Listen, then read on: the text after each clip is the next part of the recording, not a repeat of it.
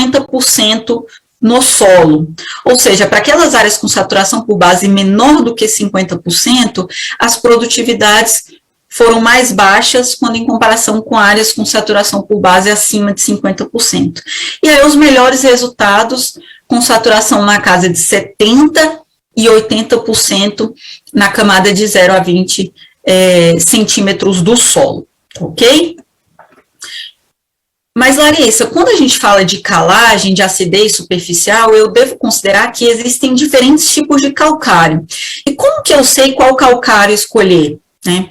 A gente deve considerar uma relação muito importante, que é a relação cálcio-magnésio do solo. Essa relação, ela deve sempre girar em torno de, para cada 3 cálcios no solo, eu preciso ter 1 magnésio. Essa relação, ela pode ir até 4:1, até 5:1, mas a gente não pode fugir muito dessa ideia, porque existe uma relação muito íntima entre esses dois elementos. Se eu tenho em muita quantidade, por exemplo, o cálcio e o potássio, eu vou desfavorecer a absorção de magnésio pelas plantas. Então, quando a gente for escolher o calcário, ele deve estar relacionado com quanto que eu tenho de magnésio e cálcio no solo. Se eu tenho maior quantidade de cálcio, eu devo procurar um calcário magnesiano ou dolomítico, porque são calcários que têm maior concentração de magnésio. Se eu tenho uma menor concentração de cálcio e mais magnésio no solo, eu devo buscar um calcário calcítico, que o teor de magnésio é menor. Então, visto essa qualidade do calcário, quanto que eu preciso ter de cálcio e de magnésio no solo para estar num teor adequado e para um bom desenvolvimento das culturas? Para o caso do cálcio, em torno de 2 a 4 centimol por decímetro cúbico. E para o caso do magnésio, em torno de 0,6 a 1 centimol por decímetro cúbico, que seria as quantidades adequadas de magnésio. Né? Já de enxofre, em torno de 2 até 5 miligramas por decímetro cúbico. Então, vão ser elementos extremamente importantes para o desenvolvimento das culturas agrícolas de uma forma geral, e a gente deve chegar próximo desses teores no solo para alcançar maiores patamares produtivos, ok?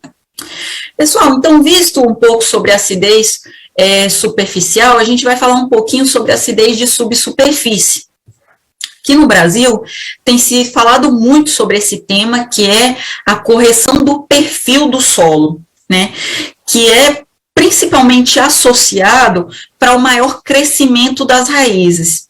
Por quê? Quando eu consigo aumentar o crescimento das raízes no perfil do solo, ou seja, nas camadas mais profundas, eu vou possibilitar que as raízes utilizem aquela água que está armazenada dentro do perfil do solo. Né? E quando essas plantas conseguem utilizar essa água que está armazenada no perfil do solo, elas conseguem absorver mais nutrientes também, porque vão ter diversos nutrientes que vão estar disponíveis dentro do perfil do solo, que vão lixiviar, como acontece para o potássio, como acontece para o nitrato, que é o caso do nitrogênio. Então, a gente precisa aumentar o crescimento das raízes no perfil para camadas mais profundas. Mas vão ter 2 nutrientes que vão ter um papel central nesse crescimento das raízes no perfil do solo. O primeiro deles é o cálcio.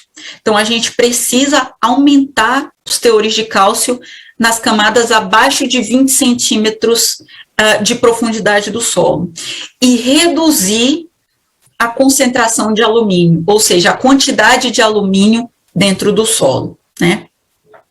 E aí a gente consegue perceber aqui nesse slide o quanto é prejudicial o alumínio dentro do solo. Então, a gente mostra ali algumas plântulas de trigo que tiveram crescimento com maiores concentrações de alumínio no solo. Então, conforme foi aumentando a concentração de alumínio no solo, foi reduzindo o crescimento das raízes, e conforme foi abaixando essa concentração, as raízes ficaram maiores, o tanto que é prejudicial esse alumínio dentro do solo. Da mesma forma, ainda nesse trabalho, foi avaliado o crescimento do ápice das raízes, que é onde ocorre a maior parte de absorção dos nutrientes, que é a raiz que adentra dentro do perfil do solo e que faz com que a planta tenha crescimento radicular mais vigoroso. Então, conforme foi aumentado o alumínio no solo, ficou uma raiz totalmente deformada, que não consegue penetrar dentro do perfil do solo, que não consegue mais absorver adequadamente os nutrientes, né? O outro elemento que eu falei para vocês que é extremamente importante é o cálcio. Mas, Larissa, por que o cálcio é tão importante? Porque o cálcio, ele só é movimentado na planta via xilema. Então, após ele ser absorvido nas camadas superficiais do solo, se eu precisar de mais cálcio para o crescimento das raízes em profundidade, esse cálcio ele não vai ser movimentar via floema. Por isso que eu preciso ter o cálcio disponível em todo o perfil do solo para o crescimento das raízes. Então, seriam os elementos mais importantes quando eu preciso em crescimento radicular dentro do perfil do solo, né? E aí, qual seria uma das formas possíveis de aumentar os teores de cálcio e reduzir a saturação por alumínio? Seria pela combinação, pela utilização combinada de calcário mais gesso, né, que seria o gesso agrícola, que fornece enxofre e fornece cálcio. E aí ele tem uma propriedade de aumentar os teores de cálcio dentro do perfil do solo em pouco tempo. Conforme a gente pode perceber aí no gráfico que está mais à esquerda, a utilização de calcário mais gesso, que é representado pela linha verde, favoreceu o aumento do teor de cálcio acima de 1 centimol após 1 ano de aplicação, quando comparado só com a aplicação do calcário. Para saturação por alumínio, a mesma ideia. Quando eu associei a aplicação de calcário mais gesso, ocorreu uma redução da toxidez ou da saturação por alumínio de dentro do solo. Então, toda vez que a gente pensar em correção da acidez, a gente deve pensar na aplicação de calcário em conjunto com a aplicação de gesso para correção da acidez das camadas de subsuperfície. Isso vai ser muito importante para os solos do Paraguai, que tem saturação por alumínio mais elevada e que tem baixo teor de cálcio, ok? Pessoal, indo para a nossa segunda parte da apresentação, eu gostaria de conversar com vocês sobre adubação fosfatada e adubação potássica e adubação de potássio, tanto em solos arenosos quanto em solos argilosos. Mas para a gente definir o quanto que a gente precisa colocar de fertilizantes dentro do solo, da nossa adubação, a gente precisa fazer o diagnóstico do solo. E como é feito o diagnóstico do solo? Pela análise. A gente só vai conseguir ter um equilíbrio dos nutrientes no solo se a gente fizer um diagnóstico bem feito. E esse diagnóstico ele é feito a partir da análise de solo. Então, esse barrilzinho que vocês estão vendo, aí mais à direita, ele só vai estar equilibrado do ponto de vista nutricional e de fertilidade se a gente conhecer o que a gente tem de nutrientes dentro do nosso solo, para a gente conseguir identificar quais são as deficiências, quais são os desequilíbrios e conseguir sanar esses desequilíbrios da forma mais adequada. E com isso, a partir da análise de solo. E aí, adentrando aqui, como que a gente faz a adubação fosfatada e potássica, eu trago um gráfico para vocês que exemplifica a resposta das culturas agrícolas pelo teor de nutrientes que eu tenho no solo. Então, quando os teores no solo estão baixos a médio, eu preciso fazer a adubação corretiva, se tratando de fósforo e de potássio. Quando os teores passam acima de médio, a gente passa a fazer a adubação de manutenção. Acima dos teores altos, a gente passa a fazer a adubação de reposição. Então, a adubação de manutenção ela é vinculada à extração, ou seja, o quanto que eu preciso para produzir a planta inteira, conforme a gente viu no início da apresentação, e a adubação de reposição, quando os teores estão muito altos, é vinculada à exportação, ou seja, o quanto de nutrientes sai nos grãos, quando a gente faz a colheita, tá ok? E aí, para o caso do fósforo, pessoal, a gente vai perceber que esses teores, para eu saber se ele está no nível médio, no nível alto, baixo, eles são dependentes da concentração de argila ou da concentração de areia. E aí, conforme a gente pode perceber, conforme a gente reduz a quantidade de argila nos solos, para uma parte dos solos da Bolívia e para uma parte dos solos do Paraguai, a gente consegue perceber que quando eu tenho um teor de argila menor do que 20%, o nível mínimo que eu precisaria ter no solo é em torno de 20 miligramas por decímetro.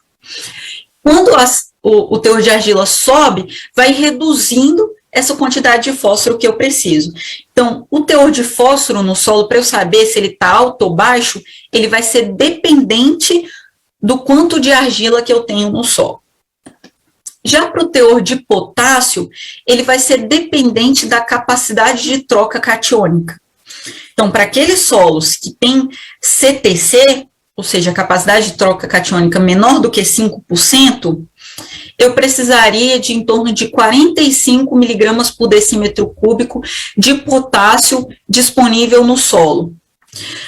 Quando eu tenho CTC mais elevada, acima de 15 centimol por decímetro cúbico, eu preciso de em torno de 90 miligramas por decímetro cúbico de potássio. Ou seja, se o solo é mais arenoso, tem menor teor de argila, a minha quantidade de potássio que eu vou colocar ao longo dos anos, ela vai ser um pouco menor, e ela deve ser dividida ao longo do período.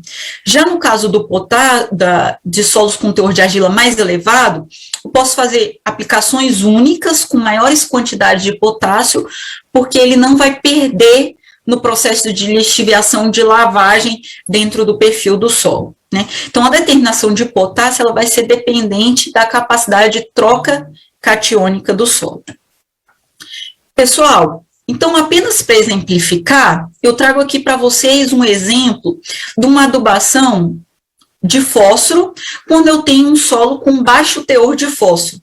Então, se eu tiver um solo com baixo teor de fósforo, que vai ser dependente do teor de argila, conforme a gente viu, eu vou precisar, para fazer a adubação corretiva, em torno de 120 quilos por hectare de P2O5. E aí eu vou precisar somar, adicionar mais o fósforo que eu quero produzir por tonelada de grão. Então, para cada tonelada de grão de soja que eu quero produzir, eu vou necessitar de em torno de 15 quilos por hectare de P2O5. Se eu quero produzir 4 toneladas de grãos de soja, eu multiplico por 15. Então, no total, a gente precisaria aplicar a esse solo 180 quilos por hectare de P2O5 para a gente chegar nos teores adequados e atingir essas 4 toneladas de soja. Apenas um exemplo para o caso dos teores de fósforo, tá ok? Pessoal, indo para agora uma terceira parte, que seria do processo de fixação biológica de nitrogênio, eu trago para vocês como que a gente consegue verificar se a fixação biológica de nitrogênio está sendo eficiente no sistema. Conforme a gente viu lá atrás, o nitrogênio é o elemento mais requerido pelas culturas agrícolas, certo? No caso da soja e do milho. Então, a fixação biológica de nitrogênio, ela vai ser extremamente importante para fornecer todo aquele nitrogênio que é absorvido pela cultura da soja. Para a gente saber se o processo de inoculação está sendo eficiente, se ele foi eficiente, a gente faz a coleta de plantas mais ou menos no estágio de V2, ou de V4. No caso de V2, seriam 2 trifólios, a gente precisa ter em torno de 4 a 8 nódulos por planta. Em torno de V4, a gente precisa ter em torno de 10 nódulos por planta para eu saber que o meu processo foi eficiente. Já no caso de R1, do florescimento da cultura da soja, a gente precisa de em torno de 15 a 30 nódulos por planta. Então, pessoal, se a gente chegar na fase de V4 e a minha quantidade de nódulos estiver inferior a 10 nódulos por planta, a gente precisa fazer uma reaplicação dos inoculantes, das bactérias que fixam nitrogênio, do rizóbio, em torno de 5 a 7 doses por hectare para tentar repor esse número de nódulos dentro do sistema, ok?